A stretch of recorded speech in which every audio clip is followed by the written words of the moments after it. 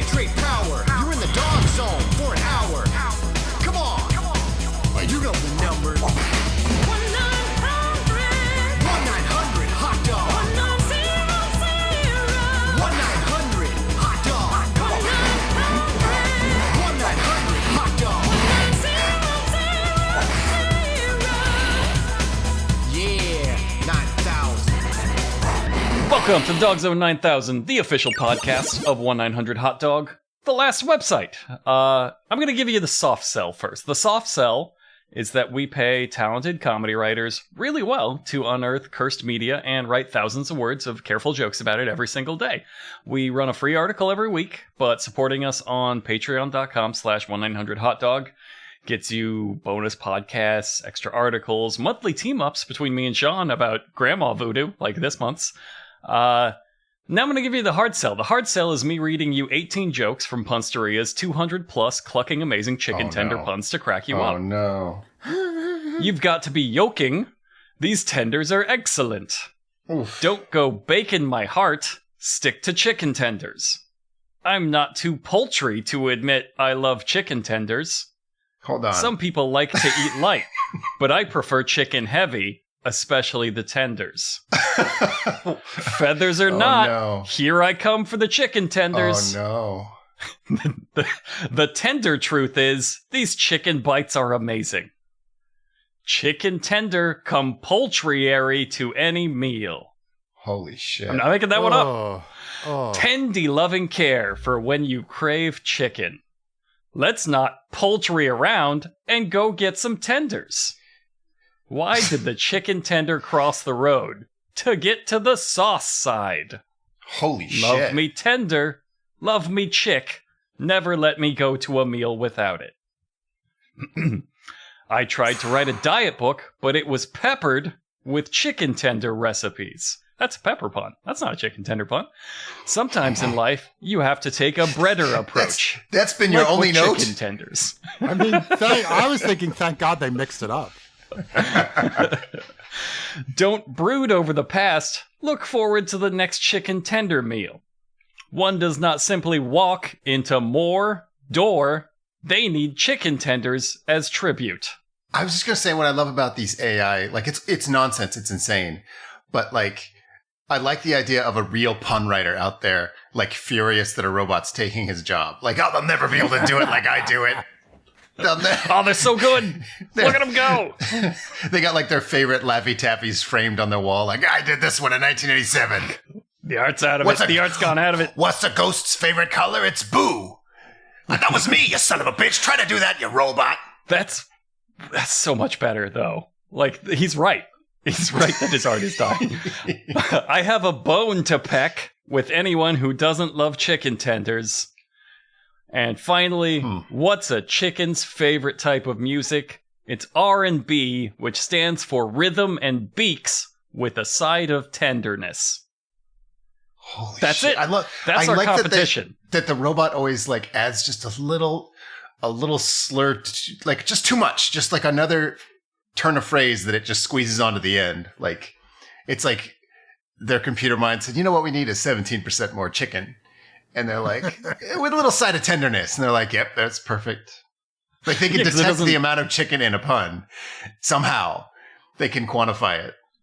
Well, I'm sure the prompt had said chicken and tender. So the robot was like, what? I got one, rhythm and beaks. Oh, that doesn't satisfy. And tenderness. It's like the robot panics at the end, but we have not built a robot that will do a second draft, but we have built a robot that will panic when it realizes the first draft sucks. But that's it. That's our competition. So it's all that stuff I just did to you, or come support us on patreon.com/1900hotdog. That's the hard sell. Do it or I'll do that again. Anyway, I'm not chicken you. I'm just tender Robert Brockway. And with me is Pepper Around Seanbaby Buck. And our guests, oops, something went wrong. Try again, Dan McQuade. Thank you for having me and that excellent intro. Thanks for tolerating it. I was last updated in April 2021, so that will be the end of my programming that I can talk about. I'm actually the AI Dan McQuade voice. The AI Dan McQuade is He's sounding great to me. He's beautiful. Where can people find more of Robo McQuade here? People can find more of Robo McQuade usually at Defector Media, defector.com. But I'm on parental leave through September, which at first was like driving me bats because I haven't had time off in a long time. And Defector's a worker co-op, which is probably why I'm off till September. Not just probably, it is why I'm off till September. So I still, I very much care about my job, but it's nice to have been with my son for almost 2 months without working. And so, yeah, I have nothing. I have they will need to use AI in order to have content from me for the next 4 months because I'm off. But occasionally I write some tweets where I'm angry about the Sixers, I guess, right now. Maybe you'll see some other tweets from me at some time. My Instagram has a regular new feature of what my shirts look like after my son spit up on them. So that's really the best content I can provide right now, besides the film we're going to talk about today. I'd like to see AI render that. Beat that. You can't beat the authenticity of baby puke on a shirt, AI. I would never love a page of baby puke puns. See if Punsteria has a baby puke pun. All right. I wasn't serious, but it is weird because the robot seems to be giving itself its own prompts. So it'll be like, let's do a bunch of puns about Chinese people. Whereas I think if a human was involved, they'd say, no, let's not do that one. There is something interesting about how AI misinterprets things. That may be the only interesting part about it for me. But they're like the one that stands for, what was it? Rhythm and beak with Rhythm the side and beaks of with tenderness. a side of tenderness. That's a whole new language. That the best one it could come up with was for the why did the chicken cross the road? Like it didn't even get to the sauce side, of course. Yeah, why wasn't it to get to the other sauce? Like that, I don't know. There you go. That's the human touch.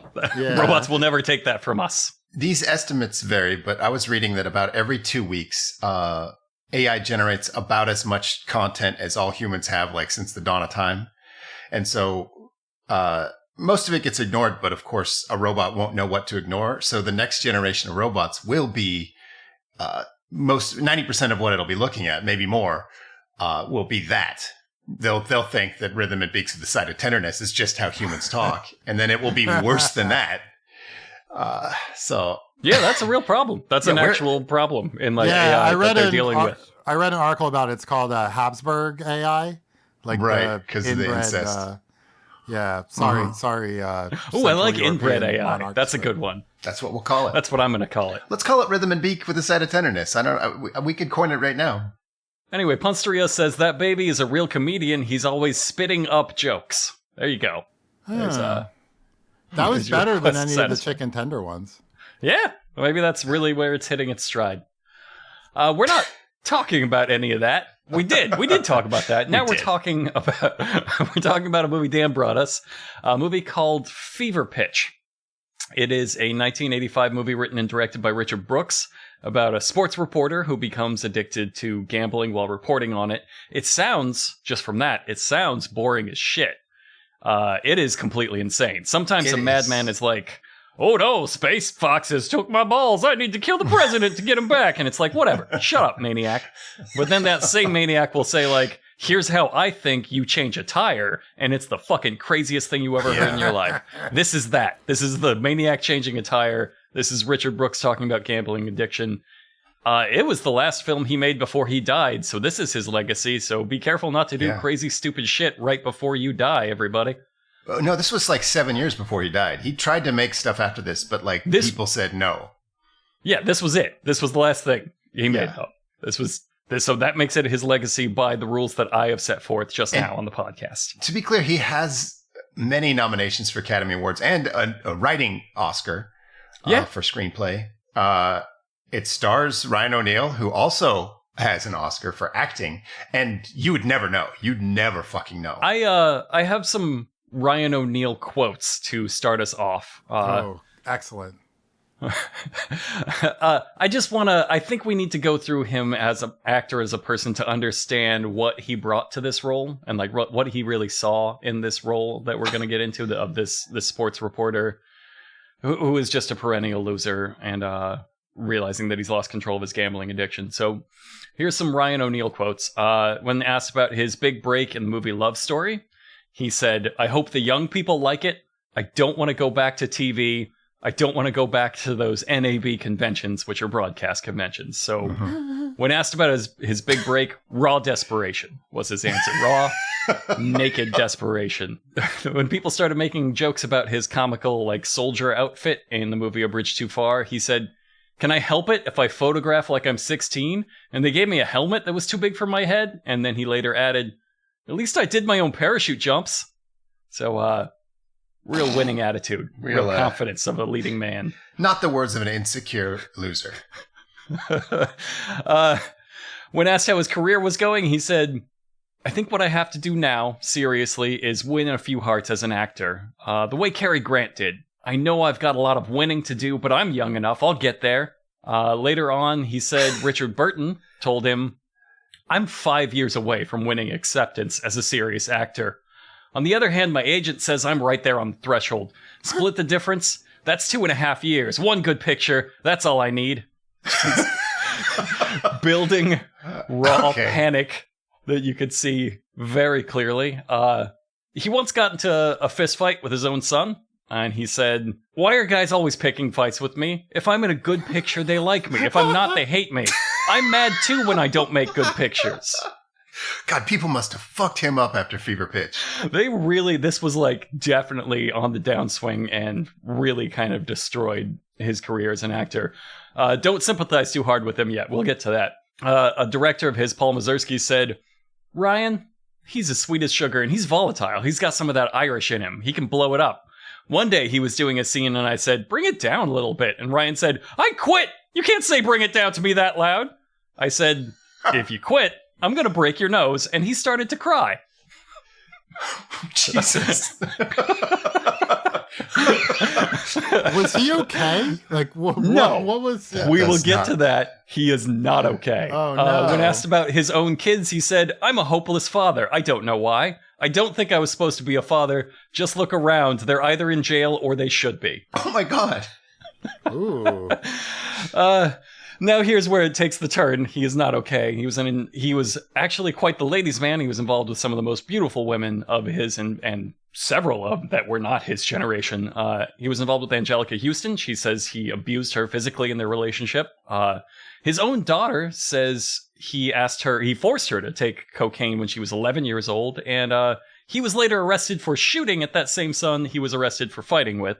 And at Farrah Fawcett's funeral, one of those gorgeous exes, I'm not kidding, he hit on his own daughter. In his own words, as he admits it, "I had just put the casket in the hearse, and I was watching it drive away when a beautiful blonde woman comes up and embraces me. I said to her, 'What, you got a drink on you? You got a car?' And she said, 'Daddy, it's me, Tatum.' I was just trying to be funny with a strange Swedish woman, and it's my daughter. I'm so sick." I wouldn't have told anybody that story. No, never. Yeah. And then they asked Tatum about it, and she said, "That's our relationship in a nutshell." Oh, no. Oh, no. Anyway, I just want everyone to understand when we start ragging on what a pitiful fucking nerd this character is, that's Ryan O'Neal. Like, he is not acting. This is just him. I guess I did know that he was not okay because he did a show with Tatum, like a reality show that was an attempt to reconcile after 25 years or whatever. And it didn't take. Like they were estranged. I don't know if they eventually became not estranged, but they did a reality show about like having a relationship again, and they failed, which is they didn't talk again for a while after that. Pretty crazy and pretty I mean, obviously that's what happens when you do Flavor Flav and Hoops didn't work out either. Is anything real? Is anything real enough to last? So on to the movie Fever Pitch. The movie Fever Pitch begins with, I took a clip of the opening song.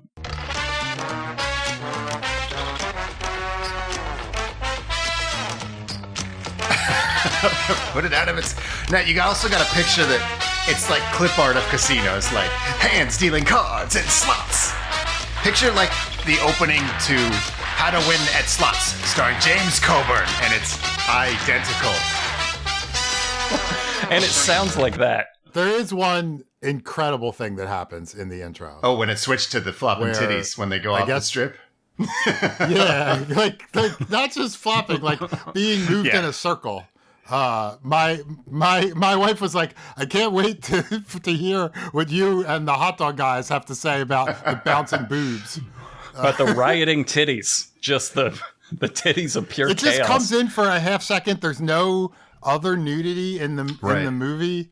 It's very, very strange. Just got to get him hooked. Get him hooked early with crazy boobs. It's a pretty good tone shift, though, to sort of, because it starts off and it's like the high rolling of Vegas, and then it kind of fades into like people rolling up quarters and counting ones, and you're like, oh, this is getting sadder. And then it's like off the strip, downtown Vegas, and like topless girls and just like, deadbeats. And you're like, okay, I get it. I have some criticism right at the top of this movie because he's a sports writer. And so he's writing about being a sports writer. And he openly sucks. Mm-hmm. Like his column is like, sports, the best. Boy, golly, sports reporting is as good as the sports in action. Wow, geez.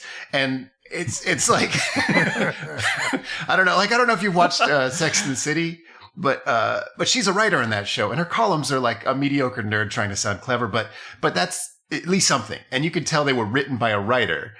And so I guess my criticism for this movie is pretty severe. I'm saying it's worse than Sex and the City, like artistically, because like this is like Wikipedia articles about writing is how they've chosen to represent this writer. And the guy who wrote it, the Academy Award winning writer who wrote this movie, was a sports writer. And so it's all very frustrating. As a sports writer from Philadelphia myself, just like Richard Brooks originally was, there's a long history of sports writers, and other, this, I'm sure this happens in any sort of journalistic field, like longtime stalwarts of the profession who are very well known, are famous, maybe even have won awards, are like maybe still well sourced in, who like can't write a lick, but it's not in the way that Taggart, that's his name, writes. He writes like he's doing a book report on gambling for someone who's never heard of it before. He writes like he did not do a book report on gambling and just found out that a book report on gambling is due. Sports, huh? Sports, what can they say about man's oldest enemy, sports? The sport that can change your life in a moment. The sport that's in a way pretending to be your wife. The sport that's become a national epidemic. That sport is gambling. And yet he's so famous that his daughter, nun at the school his daughter goes to, where she appears to be the only student, because he goes to pick her up and she's the only one who comes out of the school. Okay, that's a very, very strange thing. I want to sell everything Seanbaby said here with a clip. One of the clips from him opening the show. The sport played by more people. The sport that feeds on all other sports. The sport that can change your life in a minute. The sport that's become a national epidemic.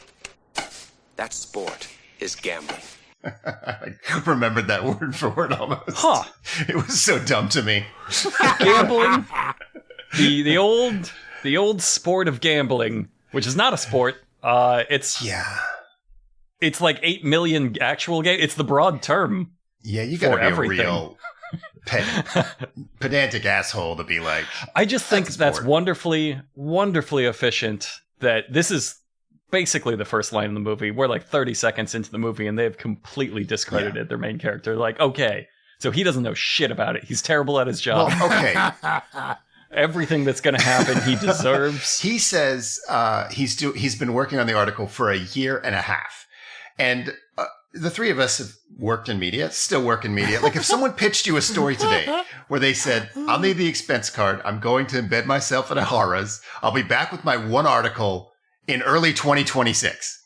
Like, that's, I don't know. And then to come back with like this shit copy about like just the general existence of cards. It's like, come on. He says he's been working on it for a year, and then we do a montage to show what he's doing. And he's like watching them manufacture the labels that go on poker chips and like studying it like, what the fuck is that? He's been going a year and he's never seen a chip. They're called chips and they're like money. At first I was making fun of that.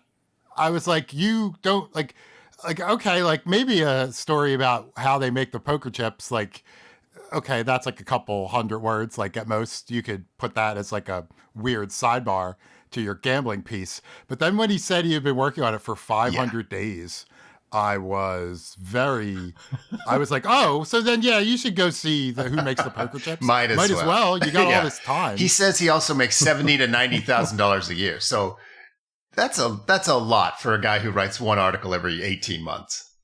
That's $260,000 in today's money is his annual salary.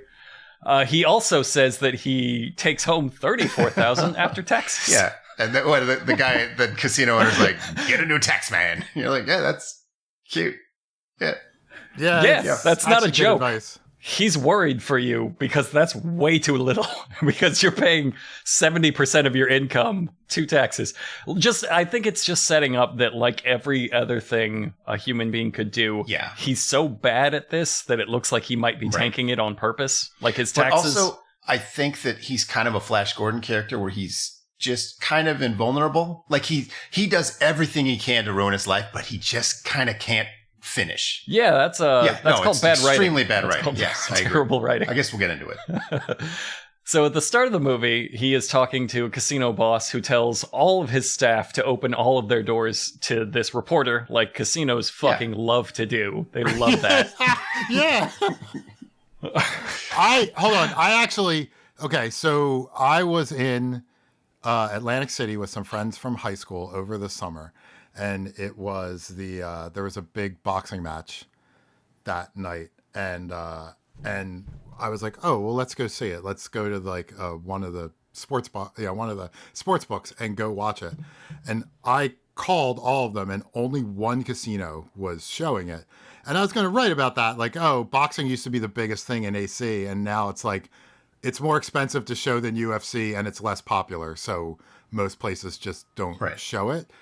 And I called the casino that showed it, and I was like, hey, I want to write about how you guys were the only ones who showed this fight, and like what a good time I had, and just sort of, how interesting it is. And they were like, we're going to pass on this. And I was like, man, you're a struggling casino, and I was going to write something nice. But okay. So yes, this is and like he's 500 days in, and he's just talking to the head of the MGM Grand, even though he has that access. Like that might be one of the first things you do. He's just now talking to the head of the MGM Grand, and his questions are, what is gambling? That's 90% of his question to anybody in the movie, and they all know what it is, and it's very book report all throughout. It gets real tedious. So I want to, hold on, before we get too far, my notes say that it's written and directed by Richard Brooks, and when that credit comes on screen, it's when two hitchhiking girls are flashing their bare asses to truckers. And I thought, that's a pretty incredible choice. No accidents in a true auteur. He's a monster. You opened up one of his movies by gathering all of like the staff together and saying like, I know everybody here is an artist and you have your artistic input and you fucking shut up and you keep it to yourself. This is my movie. This straight shooting guy that he talks to, the owner of MGM Grand, when he comes in, he says, what's gambling? The guy basically says, yeah, your pitch sucks, dude. This story is trash. You should know that by now. You can't start with that because everybody else knows that. Like if they know how to read, they know that. Start a little farther along. But in the middle of this interview, he gets a call at the casino in like the guy's office. He goes to meet the pit boss, Frank. And he's talking to Frank, and in Frank's office, he gets a phone call, and Frank's like, you getting a fucking phone call in my office? And this is what happens. Phone call for Mr. Taggart. Urgent. Nasty mouth, too. Hello, this is... I want Taggart. Who wants him? None of your fucking business, wop. Happens I'm Irish. That's the worst kind of wop. Yeah, It's me, the Dutchman. go ahead. You're late. I'll see you Monday. Nope. Tomorrow I'm still here, work. Sunday, family business. Monday, it's you and me, champ. Your family can fucking well wait. Sunday, 8 a.m., same place. Be here.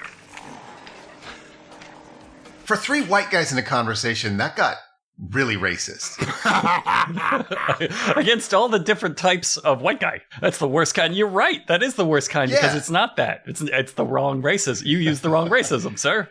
Yeah, well. I'm just really grouchy. Sorry. All right. This guy owes me a lot of money. So he gets the racism wrong. He calls him at a casino that he doesn't know where he's at. And then he demands to meet him for their money right away. To which Taggart, he's the reporter, he's our main character, Ryan O'Neal, says, no, not until Monday. And then the Dutchman, what a terrifying nickname for a remorseless bookie. The Dutchman says, no, you've only got most of the weekend. Right. Cancel one of your plans. And it's a great compromise. Also, why does he call him champ like he's trying to console his son agreed. at baseball? Like, the way he He's talks so to him laid is back. crazy. There's so many people in this movie that want to kill him. So many that actually try to kill him. And he's just like, yeah, I don't know what consequences are. What? Who? Are you punching me? Okay.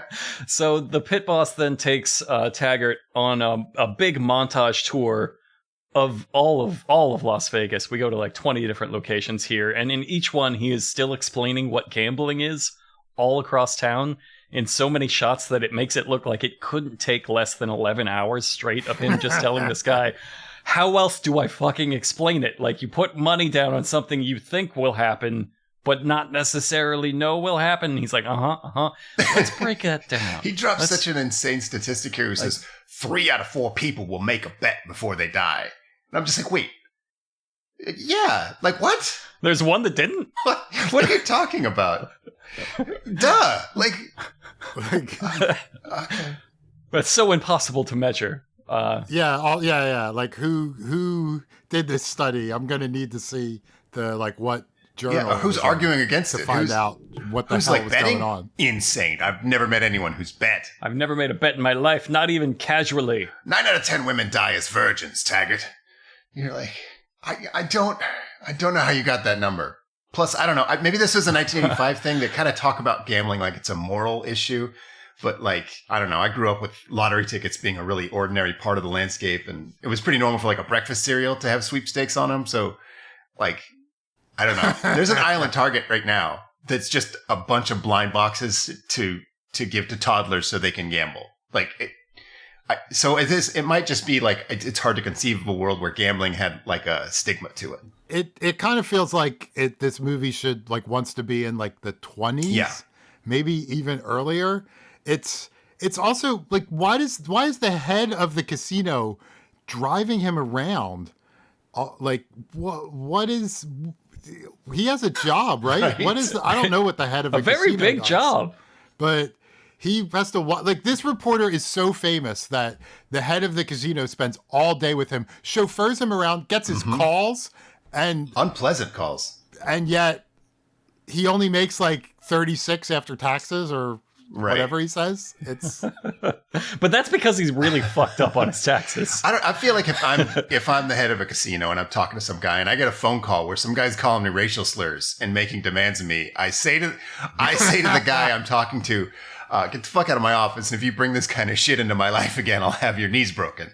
But he's like, oh, okay, I'm glad that's over with. Let's hit the town. I'll tell you what gambling is. Yeah, they're best friends after this.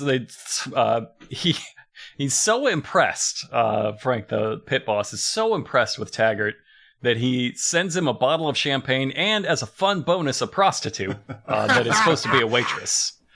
She just grabs a random waitress that works at the casino and is like, hey, you're a prostitute now. Take this champagne up to him. And she is the most chill about that anybody has ever been. She's like, hi, I guess I'm supposed to fuck you for money. That's cool. Almost Let's they go. Added that later in the script because she's just such a cheerful best friend type. And then she's also a prostitute. I also want to talk about his copy here because he's in his hotel working on his article and he's like, gambling is fun. It is. for delight and for pleasure. Like, it's just, the guy fucking can't write for shit. Just call one writer. And again, I guess this guy is an Academy Award winning writer who had this exact job in his life. It's strange for it to be so bad. It's more frustrating to me than a casino owner sending a hooker to a writer. Sending a waitress that he just turned into a hooker. Yeah. You know, they make that very clear when he approaches her. And she comes upstairs and she's like, all right, let's do this. Let's fuck for money. She starts stripping down. She takes off her stockings. She grabs a black knit grandma shawl from out of nowhere and then wraps it around her. Like, I believe that this is her first day prostituting. That is a rookie mistake. She's real casual. She gives this really terrible speech about gambling, and he's like, fuck yeah, then let's go gamble. And she says, but what about, and then gestures to her own body like she's disappointed she's not going to fuck for money. And he goes, oh, there's always that. Like, yeah, we can resort to that afterwards. Thank God, said the hooker. And she gives him a little fist pump. Like, yeah, we might fuck after. That's fine. That's why she got into the work. So they do go gambling, and she gives him more speeches about all the rules of gambling. And I just wrote down here, she has way more rules for gambling together than she does for prostitution. There was no rules laid down for her first day of having sex for money. But the second he's like, hey, let's go play some bets, she's like, all right, listen, there's no touching, there's no kissing, we're not friends afterwards. No, she's a main character afterwards. They do a thing where they're gambling, where it tries to make it look like he has these keen observation skills. So he's like looking at everybody's like jitters and tells, and you know he's just going to go back and write, gambling is various things. Webster's defines gambling as, you know, it's like it's useless. But he's working so hard to understand that. Like, it's taking him, it looks like he's very smart because he's working so hard at observing that. But what he's observing is like, people seem to be enjoying themselves. It's just the little, like, the trope of all the numbers popping up above his head. It's all like 1 + 1 = 2. Just, he's got it. He's got it. They split. He's got $800 of his paper's money. Again, they've just given him money to go gamble, and together they turn it into $4,000. And he wants to go continue losing all of that. And she's like, "No, you give me the $2,000." So they split up. He continues on to, guess what? Lose all of it. I wanted to stop you because there's a moment here where they kind of make it clear that the hooker's a gambling genius and they win a pile of money. And after they win, like a hand in poker or craps or something, he just screams at her, "How old are you?" She doesn't answer because that's rude and insane, and they never bring it up again. It's just like the only dialogue in this long montage of gambling, and I thought, what a strange choice. But anyway, yes, then he loses it all. Yeah, he loses. She sees him. He has to do the walk of shame. He does literally the Charlie Brown walk as he comes back into the casino, like head slumped all the way down over, like kicking his feet. And she starts to run up to him like, "Hey," and then just stops and is like, "Oh, he's broke." Everybody knows this child he's lost so broke, all of he his goes money. to circus and just hangs out with children. And it's as weird as it sounds. It's just a long scene of him moping near children. I mean, I'll give him credit. That is what you do when you bust out at Vegas. Yeah, sure. That is true. This is a movie that's really like tells and doesn't show.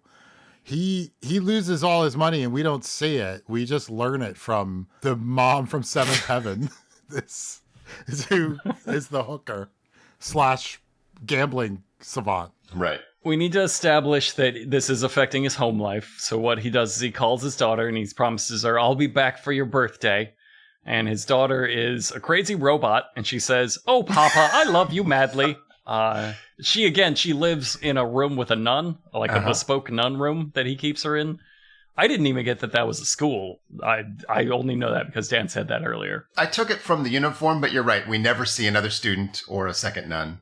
The nun is reading his column, so maybe she just loves him so much that she takes care of his kid while he works on his one big story for the year. Right. And maybe the paper gives it to him. Like every reporter gets a nun when they're on assignment. They give him fucking everything. That wouldn't surprise me. It looked like it killed to be a journalist back then. The casino owner was driving him to the airport, and he offered to pay him $15,000 to make it a puff piece. He kind of like, nuanced the language so he wasn't directly paying him. But he's like, "I bet you 5 to 1 that you'll make it a nice article." I can't remember how he puts it, but basically, clearly offering him $15,000 to make it a puff piece, and he doesn't take it.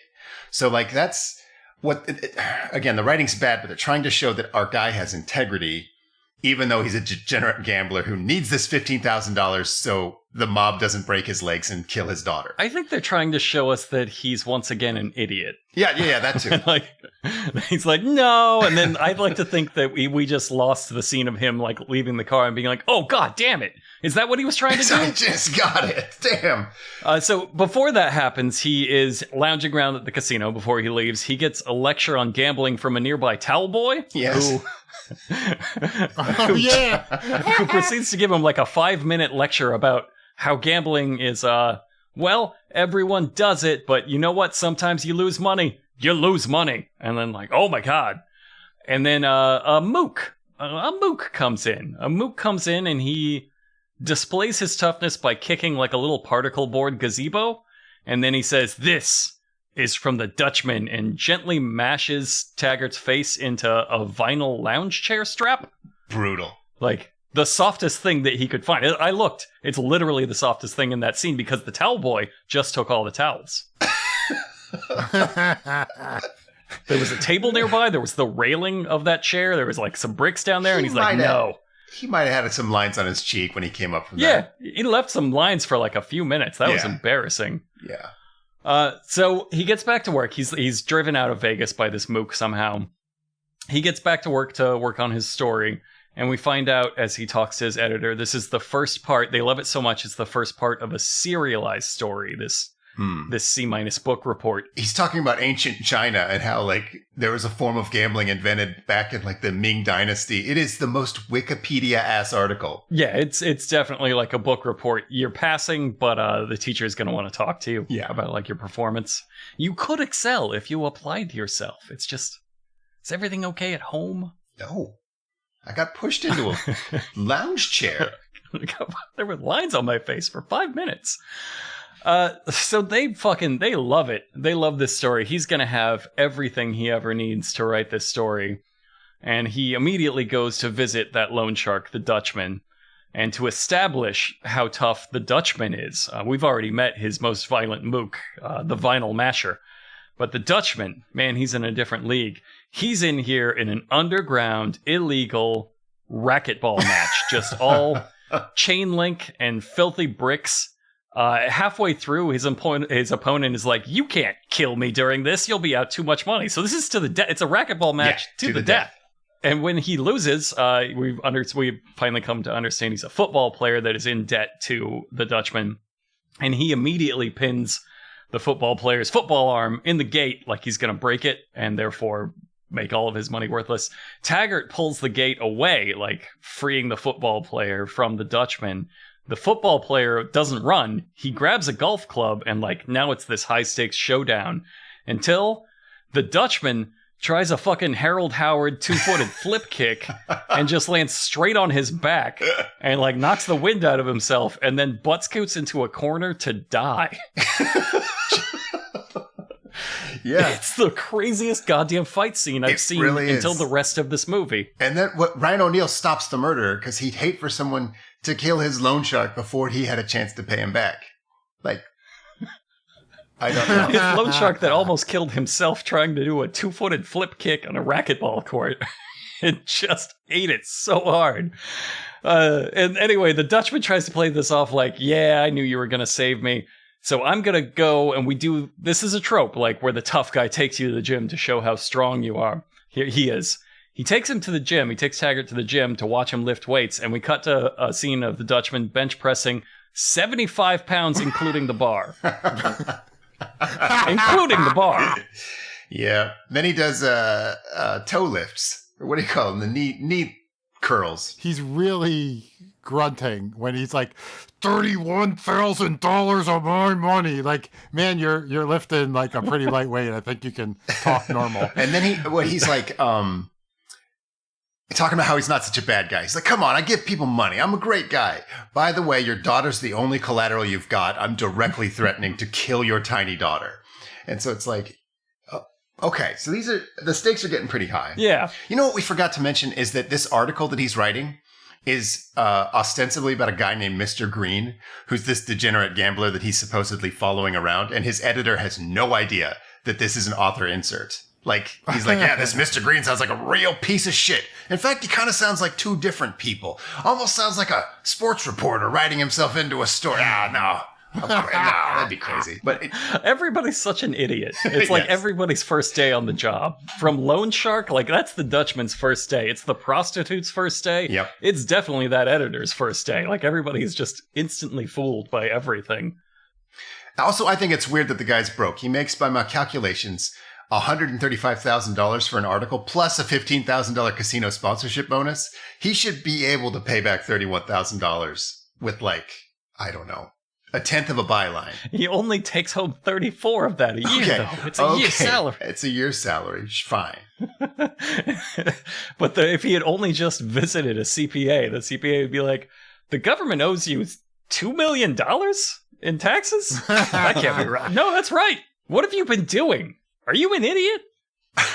And so at this point, it sort of feels like it's becoming a propaganda movie rather than like the adventure. Now you're like, okay, there's stakes. This bad guy's going to kill his daughter. He's got to get this money back. But it takes a real sad tone, like that gambling is bad. And he takes his daughter to the fun fair and he just can't stop thinking about those goddamn horses. You know what I mean? Like it's more of a view into an alcoholic's life than a movie.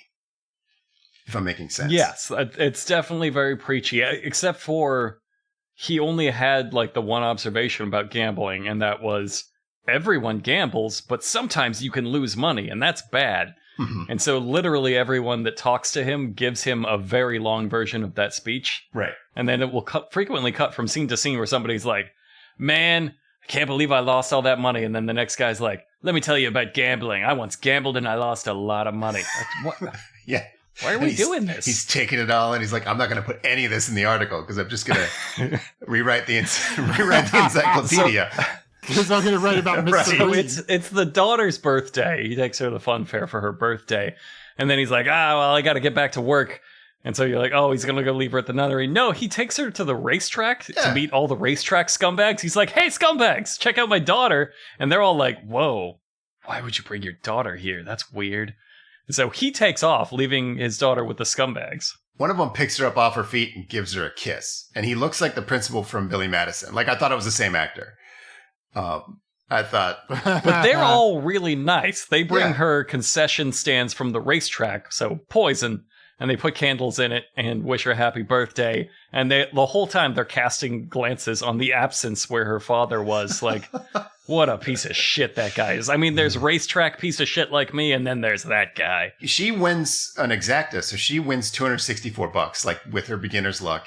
And you can tell it destroys him. The acting choice Ryan O'Neal makes is to just have his heart get shattered by how he isn't winning money and his daughter is. And then she's like, here, hold on to my cash for me. And it's like, holy shit, this is so dark, right? And then as if like the filmmaker heard me, it cuts to a flashback of her mom's actual death. Just real maudlin, real base level emotional manipulation. So we flash back to the mother's death, and she's just road raging, screaming at everybody on the road, driving like a lunatic in the middle of the night. I think they say it's like 3 a.m.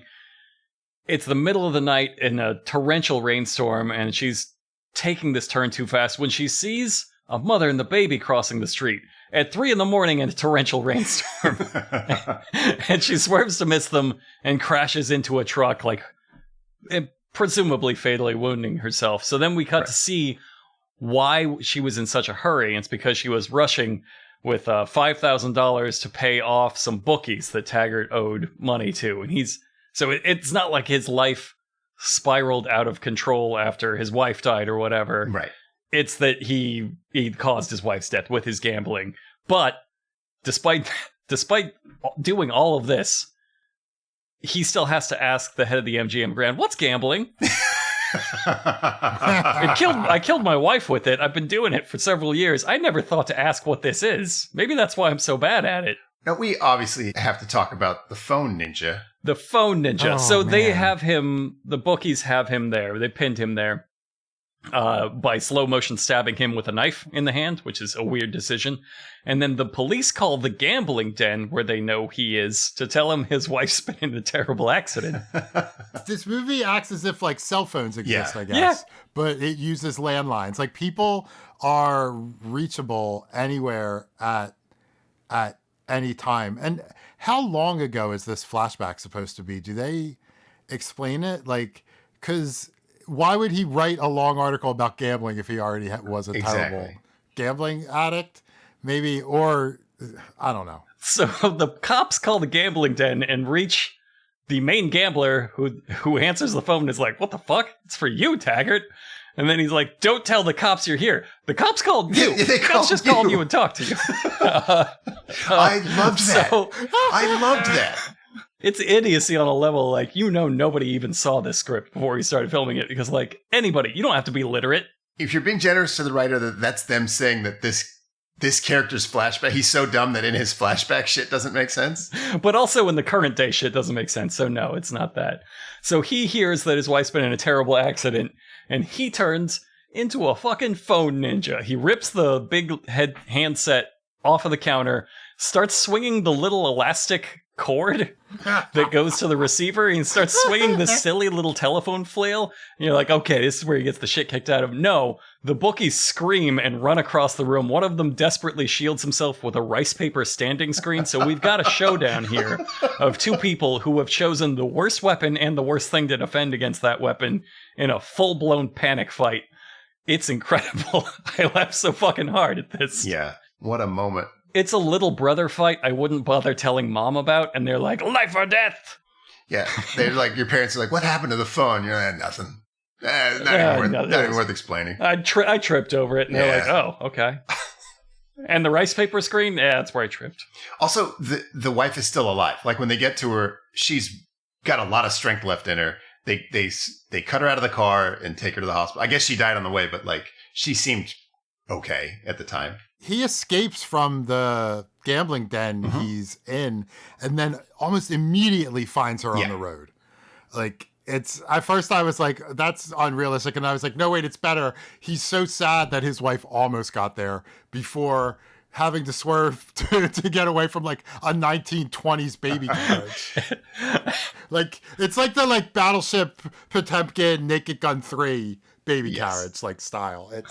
It's so strange. So back to the present day, he's still interviewing people about what gambling is. This time he's talking to an old woman who was a poker player, and she says, well, there's no family to stop me from playing, and also I've been playing for several years and I've never won even once. That's statistically impossible unless you're lost in a casino and unaware that you're playing a game. So like, this is just a demented old woman that needs help. And he's like, So that's what gambling is. It's not winning. I can do that. Yeah, he gets it. So I guess inspired, Taggart then goes to play poker, inspired by this woman who has never won a cent. He enters a poker game, and a woman, he's doing okay, or at least in his hard-boiled copy. He's playing the cards. He's playing the odds. Fucking killing it left and right until like somebody's mom comes in. And I don't know if they're trying to play her like a sultry cougar or like a big fucking nerd. I don't know. What I do know is that she sits down. She's like 50-something out on a girls' night out, and she fucking bullies him into the dirt with those cards. Like, he cuts to him flop sweating while she's just fucking tanking every single move he makes. Yeah, she's just too much a woman for him. She's a middle-aged 5, and he's like, well, she's too vivacious. So worldly. She's just like making fun of him and just taking all of his money. It's the most emasculating thing that could happen until he goes back to his editor and it's like, I need $8,000 for more journalistic gambling for this story. No, he does ask. Instantly he's like, approved. Why 8? He's like, well, 3 for the bookie and then 5 to like gamble with. And he's like, immediately makes the call. Give me fucking $8,000 for Taggart's gambler story. Give me an expense voucher now. This is fucking crazy. The man who wrote this movie was a sports reporter. And, Taggart gets the line wrong. The saying is like you play the opponent, not the card. Yes. Well, I think that was the point of the story. He gets it backwards. I think he was doing well. He was playing the cards, but this Babs girl, this lady, she played the people. and she played him. And so I think that's how I took it. But again, the writing's so bad, I'm having to be generous to put that into reason.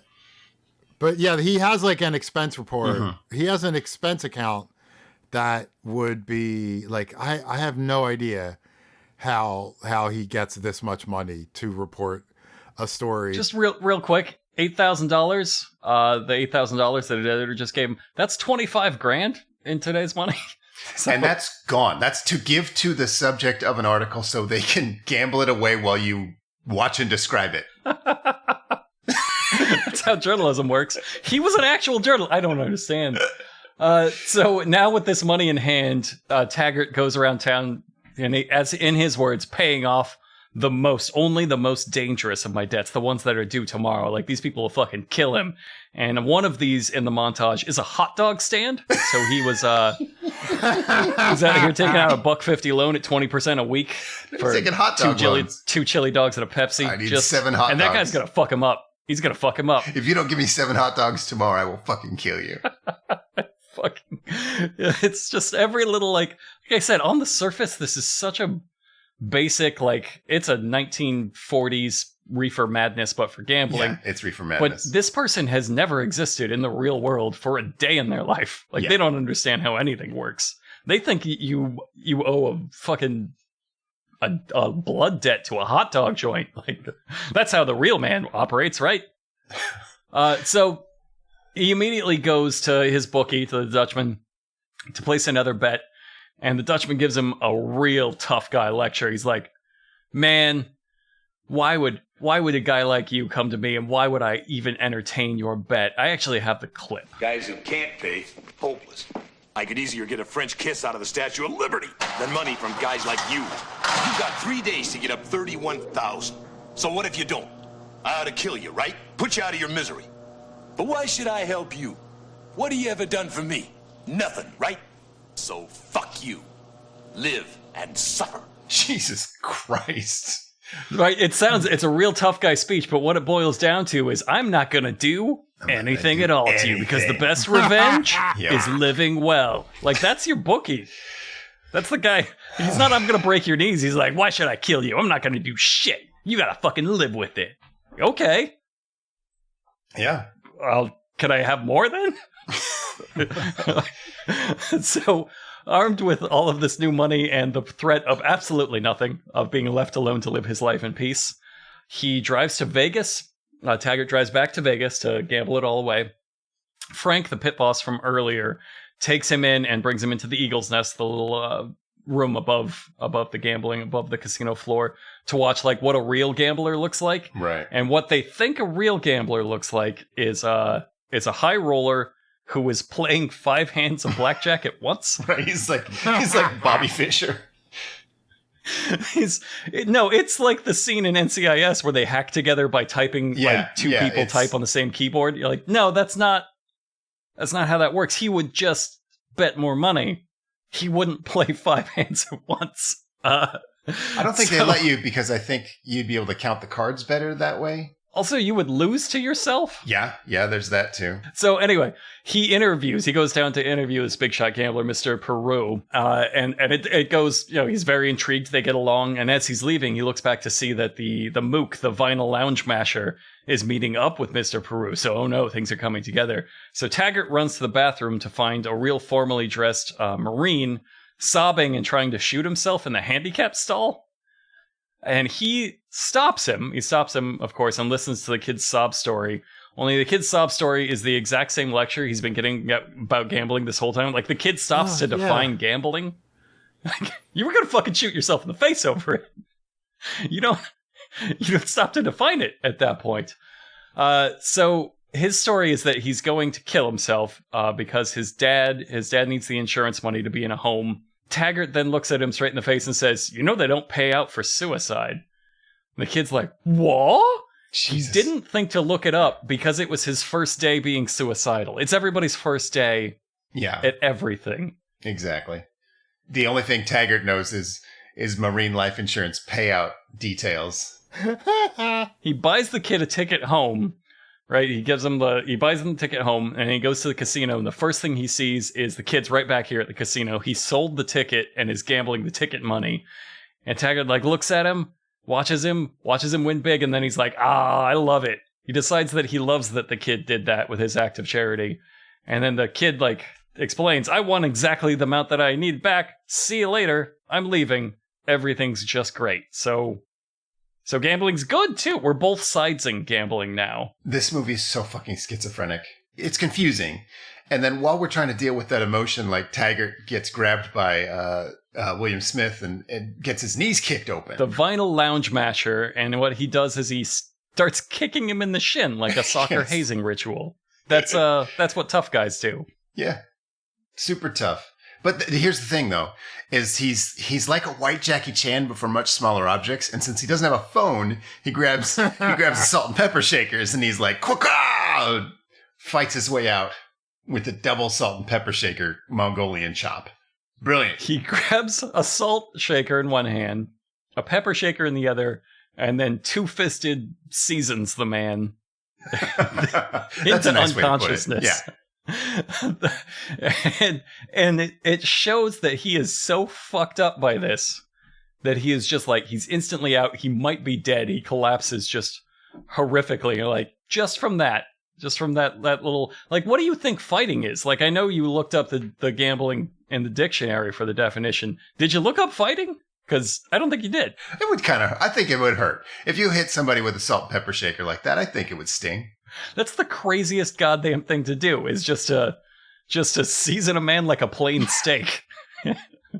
Ooh, salt and pepper, here's the olive oil. Oh, just deadly, devastating. Their fight is also in the middle of a like packed dance club, and no one bats an eye. They are off to the side, but just like with when the guy, like the mook who dresses like Norm Macdonald doing Burt Reynolds on it's true, yeah. Celebrity Jeopardy. Panama hat. He attacks them in only public places where no one seems to notice or care at all. Cut him some slack, man. It's his first day. Yeah. Okay. All right. You're right. I like that at this point, though, like, he gets some pain pills. Was the hooker that gave him the pain pills? Yeah, the waitress. Remember, she's a waitress. She was only put on hooker duty for the day. Right. She brings him home to her house, and it like leaves him there in the bed, and it's like, okay, good night, because she wants to be murdered. But now he's on pain pills while he's also drinking real heavy, and he's trying to turn $300 into $31,000. But he's also still like at his day job. He's still like going out there and like getting the stories on the golf course. Like, how do cards work? What is a card? The vinyl masher is still following him, but now he's completely fucked up. He's in like a full neck brace. His jaw is completely broken. He has done nothing. So far, he has kicked a little piece of a particle board gazebo, pushed a man's face into some vinyl straps, kicked him in the shins. These are his loan shark intimidation tactics, and then gotten fucking rocked nearly to death by a salt and pepper shaker. This is the worst fucking mook. He also has got to be going off the books now because he's trying to just revenge kill him in broad daylight with a gun. So you wouldn't get your money back. You'd also probably go to jail.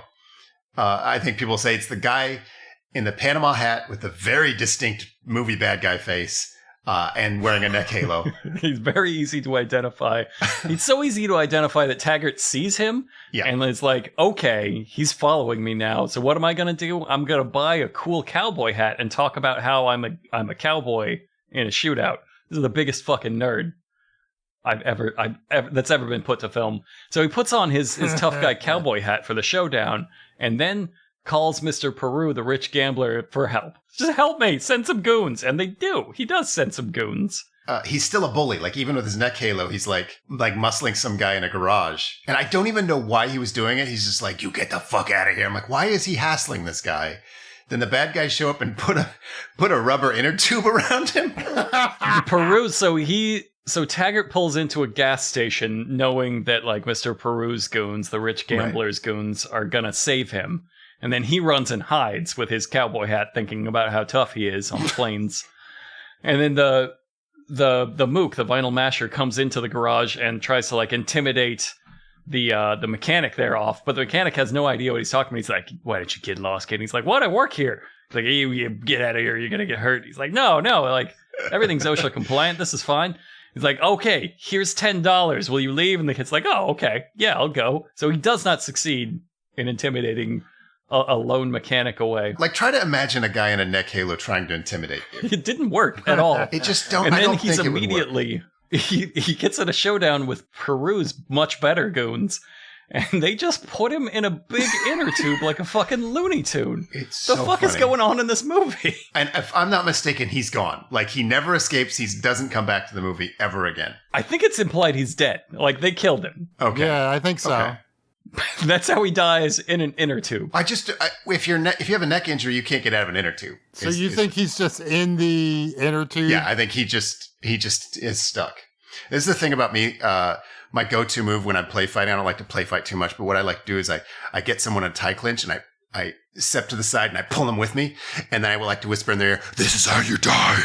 But like, if I did that in this case, like, I would pull that guy's head right off. Like, I would be like, if this guy came up and tried to intimidate me, even if I tried to just play fight him, I would accidentally kill him. And so I'm just saying, like, that's a weird thing about me, but I think demonstrates how you can't still be a bully when you can't, like, rotate your neck.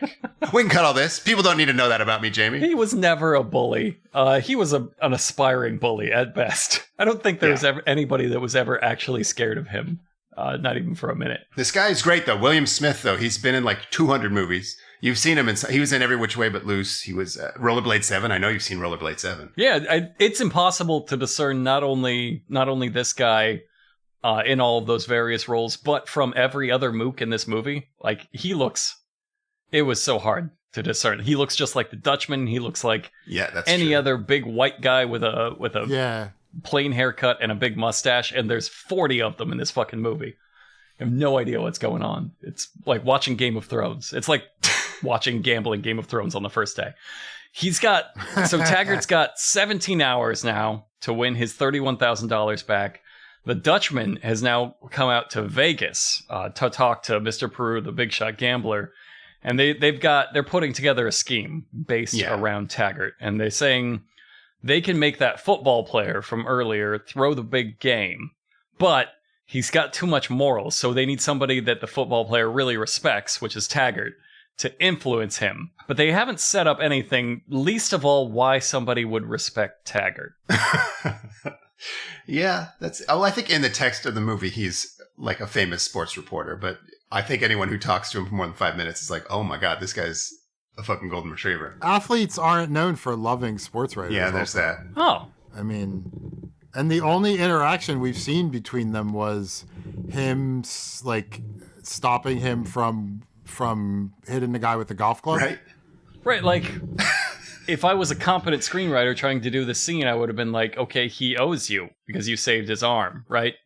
So that's something, instead of like, he loves you. He just loves you guys. Like, that's nothing. But this gets stupider, because now the Dutchman and Mr. Peru decide they're going to bet on whether or not Taggart can do this. Right. So this scheme is to presumably get some of the money that Taggart owes back and to make even more profit. And they're like, let's also bet on whether or not the scheme works. Which just a fucking child's understanding of crime. Like, you didn't look up crime in the dictionary either. But remember this, because this is the how the movie really pays off. This is the whole turn. It's a huge part of the movie. The stupidest thing I've ever said out loud. I like this part of the movie because it's full like Reefer Madness now. Like, he is just he's so sad. He's just dumping quarters into slot machines like a rube. Like, one machine that he really wanted to go to, like, he doesn't. The old lady gets there first and then, like, hits the jackpot and dies. Lady! Oh, nice.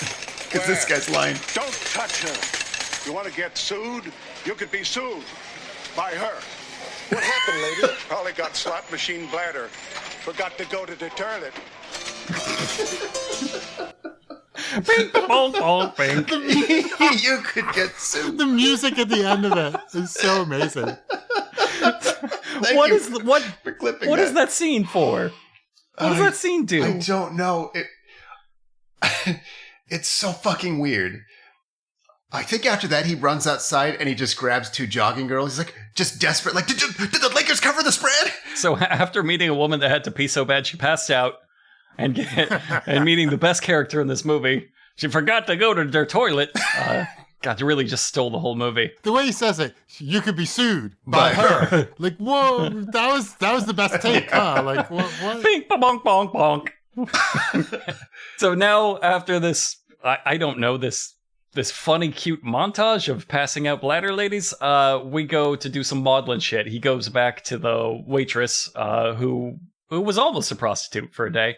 Right. She tells him all about like how she has an 8-year-old kid, which is crazy, and it gets crazier. Just remember that she has an 8-year-old kid, and she already knows. He doesn't have to say it. She knows just looking at him what a loser he is. She's like, I've been paying losers like you all my life. She's not going to give him the money that he needs to keep gambling. I was going to ask if you took a clip of her monologue, because she does like another acting school audition monologue here that I thought was No, really it was powerful. Between that or the turlet line. Yeah, so no, I you made the right choice. But she does like, she knows he wants money, and she's like, let me guess, the cards were bad, you'll pay me back. I've seen your kind in my daddy's shark eyes when he hit the bottle, and then my mama. You think I don't know what road you're on? Like, she just goes on and on like this for like, I don't know, God, feels like 5 minutes. This film has to be like 20% like monologues. It's the characters just might as well turn to the screen and it's like it was written for the about stage. Like so many people just say in a speech like gambling, a $200 billion a year industry. Like they must. That was like the one fact Richard Brooks learned about gambling. That counted as enough research for a movie back then. It took him a year and a half of research. Yeah. That scene's full of. I know the monologue really steals that scene, but I think it's worth it because at the end of it, he goes like, "I love you." And she walks over to him and like raises his chin, like, "Oh my God, say that again." When he looks up, she just gives him a real targeted slap, and it's really good. And she's like, "Oh, did I hurt you? I'm sorry." And she lifts up his chin to look at like the damage she did, and she fucking slaps him right there. So good. It's just. He knows you cannot help but bully this guy. Like the lady at the card table, the vinyl mook, he attempted it, didn't succeed. But everybody here just natural bully instincts. Like I see this guy, I just want to fucking knock him down. So he needs the money. He's got a brilliant idea. He's gonna go sell his car in an all-night car dealership. Only the car dealership is already being robbed, and then there's just. The speed at which this devolves into a massive police gunfight is hilarious to me. Like, again, you mentioned, like, Naked Gun. It's totally the like, sudden ballistic chaos of, like, a Naked Gun scene where, like, it's funny in that how fast it escalates and to the degree where people are just, like, exploding in the background. And he gets arrested for armed robbery out of this somehow. But don't worry, because they bail him out the same night. That's not how that works. No. You don't get bailed out the same night for armed robbery. No follow-up questions. I like that the other guys in the jail are playing poker for cigarettes. Yeah, really. It really is like a Looney Tunes cartoon. Peru, the rich gambler, has bought Taggart's debt from the Dutchman, and he's calling that in. He wants Taggart to do him a big favor, or there's a better way to put that. Hold on. You do a little favor, you home free. Off the hook. You don't owe nothing. Not to me, nobody.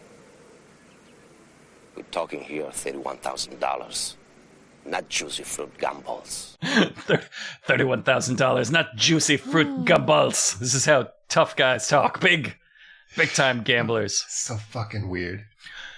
So Taggart goes to talk to that football star about throwing the game, and Taggart pretty much has him. He has football star, and then at the end he's finally like, okay, you need to save yourself. And the kid's like, oh, how? Taggart's got a plan. Taggart convinces him to, I don't know what happens here. Right. Does anybody know what happens here? I think he quits football. Right. Because he's gambling, but what? Yeah, I think was that a possibility? I think the football player was like, I'm not going to throw the game, and in fact, I'm going to tell the FBI about the illegal bookies and quit the league. I think that's what happened.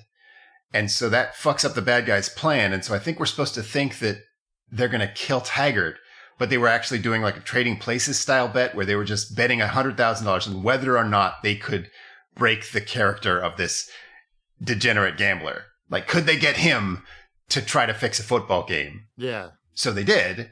The bookie, the jerk that like... The Dutchman. Fuck you, live with your suffering. Yeah, the Dutchman. He was the one who bet on him being a man of honor. So he's free of that man's debt, but now he has to live with being a piece of shit. Disappointing that guy. This is the dumbest thing that's happened in this extremely dumb movie.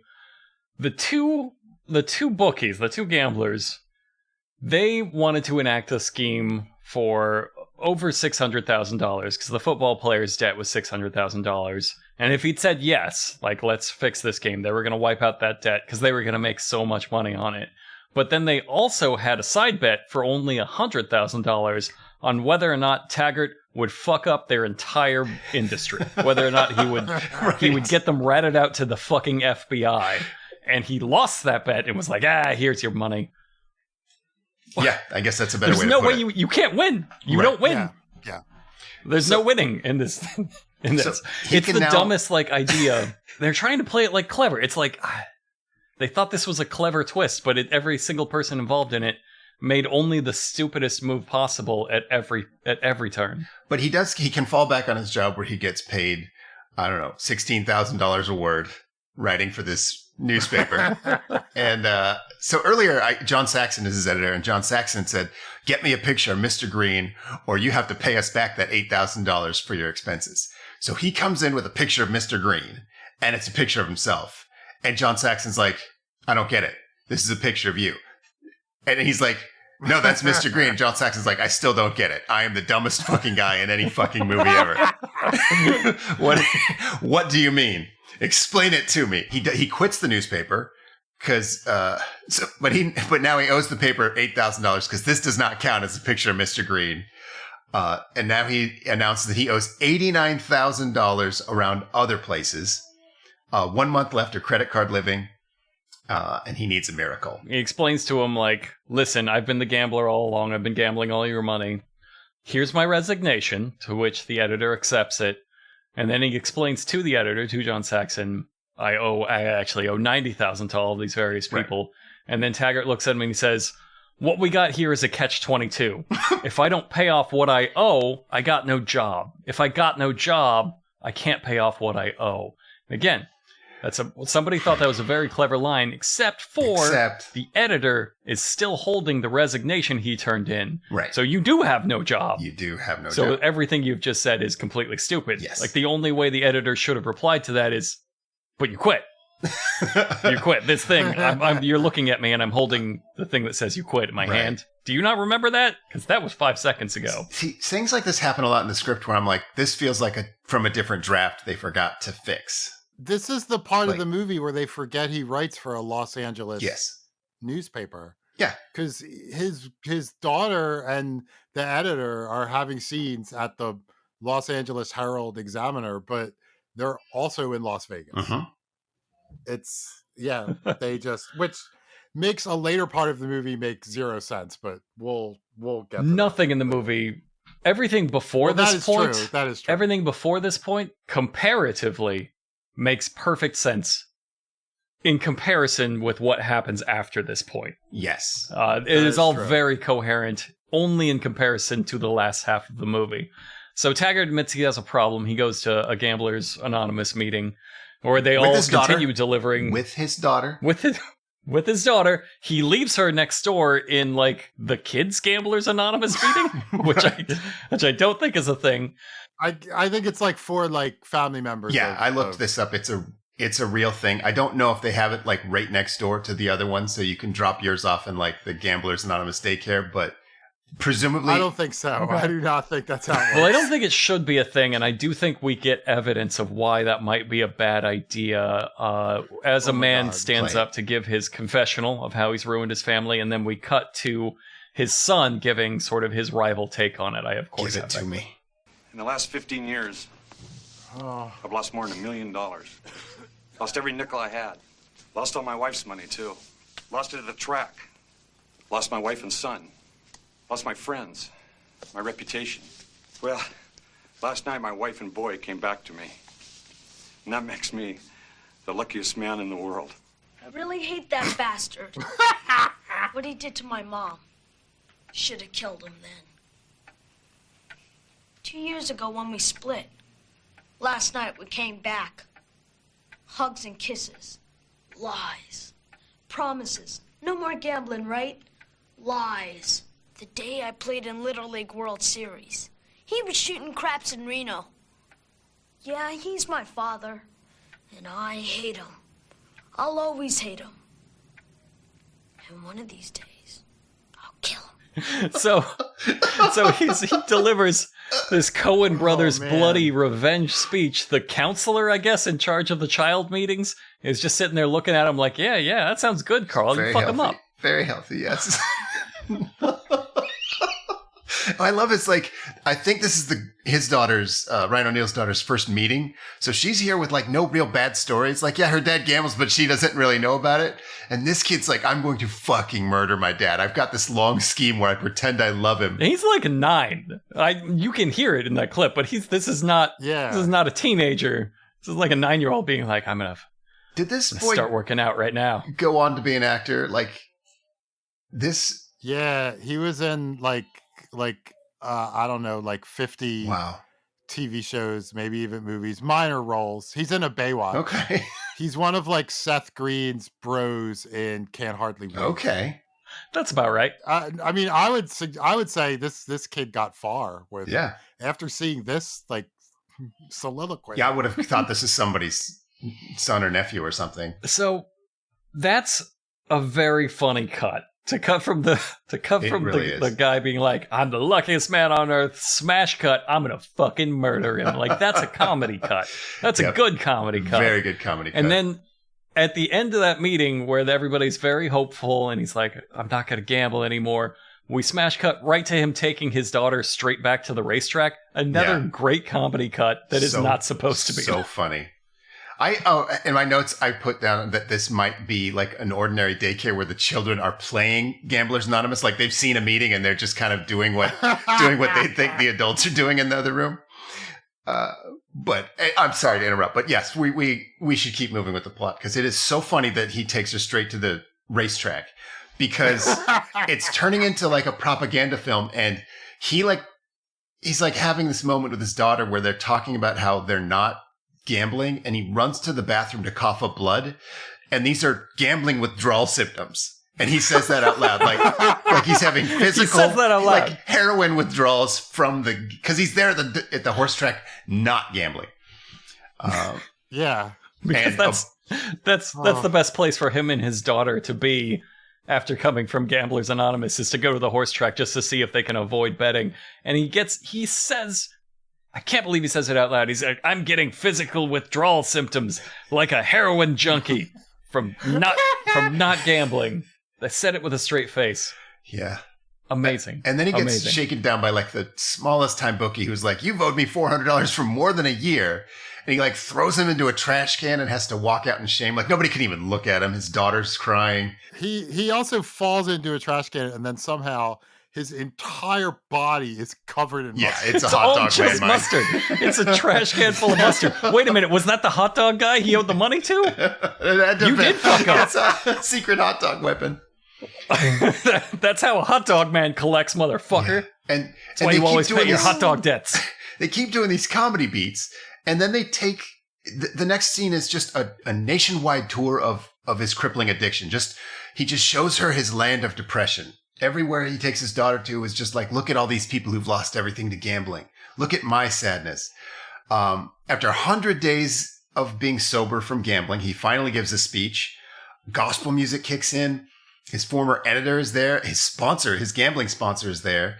And you're like, wow, he did it. His daughter's in the meeting with him. Yes. Watching in the meeting. Definitely not allowed. Obviously the climax of the movie. He learns to never gamble again. He fucking leaves that movie, puts $1 in a slot machine and wins. I am so frustrated. That is the next scene. It's cuts from like, I've made it my 100 days. And then he walks outside of this Gamblers Anonymous meeting, which was in a casino. And yeah, it was in the church airport, it seemed like. Yeah. They walk out of that meeting into a casino. If that was supposed to be somewhere else, you fucked up. You fucked up real bad.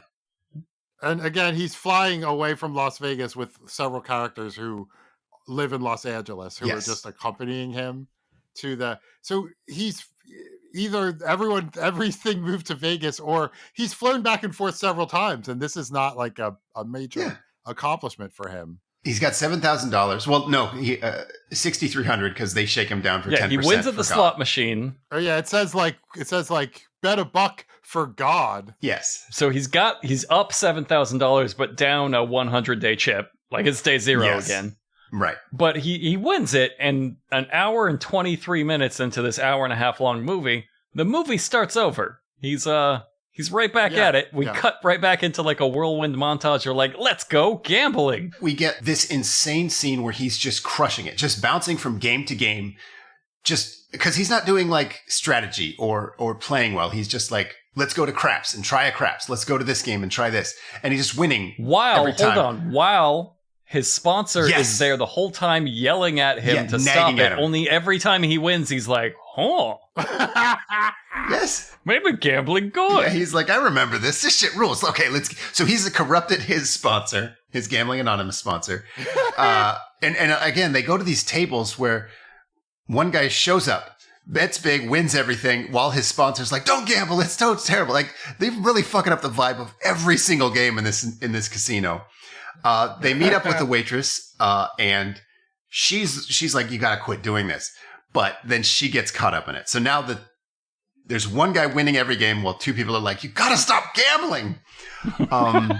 They cut to, but he's invincible. Right. And then he goes up to play Baccarat, and now they stop the movie to explain the rules of Baccarat, which is nice because nobody plays this except James Bond, and he just shows up and wins. Yeah. The guy on the security monitor sees him and goes, loser for sure. So everyone in this whole casino is caught up in the drama of this guy. And recognizes him as a loser on sight. Just the second you see him, he's like, that guy's got a real Ryan O'Neal vibe. Just a real fucking loser. But then he beats Mr. Peru at Baccarat, and even his Gambling Anonymous sponsor is just so psyched about this. The security room somehow knows the plot of this movie, so they're like going, okay, now quit! Walk away! You gotta stop! Yeah. They're screaming this. Every single person in the movie is telling this guy to stop. But he doesn't. They have another conversation about how this is crazy, just stop, just call it. And he's like, no. And you're like, okay, well, this is a wild move to do at the end when you had that big inspirational moment. But maybe you're saying, like, he's right back on the high. He's going to lose it all. Maybe it's not, an A to B journey. There are a lot of setbacks and recovery. So he's got to lose for this movie to make any kind of sense, for anything in it to have meant anything. So he, despite everyone screaming at him, goes back to the craps table, and that's where it all goes down. She's like, I'm going to tell you when you've hit the amount that you owe, and you're going to stop if you win. And of course he does. He's invincible. He's blessed by God. God took the 20% of his slot machine winnings and gave him just gambling invincibility, an invulnerability buff, immunity to odds for the rest of the day.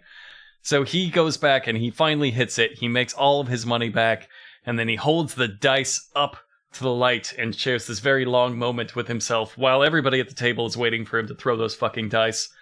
He's looking at it, he's like, will I stop? Will I stop? You know what? You know what a real winner would do? Only a real winner would walk away right now. And then he turns around and he throws the dice as hard as he can across the busy casino. And that should have been answered with a really faint, hey, what the fuck? You can't do that. And also, everybody at the table should have booed him and told him we were using those dice. And then you think as a viewer, you're like, okay, well, he's going to just lose it all the second this movie ends. But no, they make a point of having like an estate lawyer there to set up a trust fund. He's playing Pac-Man. Like from the side. From around the corner. I guess they couldn't set up the shot where they could talk while playing an arcade game. So he's coming in from the side, peeking around this fucking movie. And he like has set it up. No, you can't get to this money. This is for your daughter. Go ahead and fuck up your life. But like, this is going to be a happy ending no matter what for the viewers. So what we've done, the two things we've shown are that the suicidal Marine and everything he's just done shows you that gambling actually whips a lot of ass and gives you exactly what you need, but only what you need. So everybody use gambling if you really need it. Yep, you just gotta stick to it. Just keep at it. They fucked that up so bad, but they really want to sell a happy ending for everybody. So he meets the waitress at the airport, and she's in a white wedding dress. And you're like, oh, I know where this is going. No, she's marrying Frank the pit boss, which you'll remember was also her pimp for a day. Yep. And they're going to Mexico to live high off of Mexican Gulf with her 8-year-old son. Why not? That's the happy ending. The happy ending is taking my 8-year-old son with my day pimp to live high off of Mexican Gulf forever. Einstein, who did Frankfurt?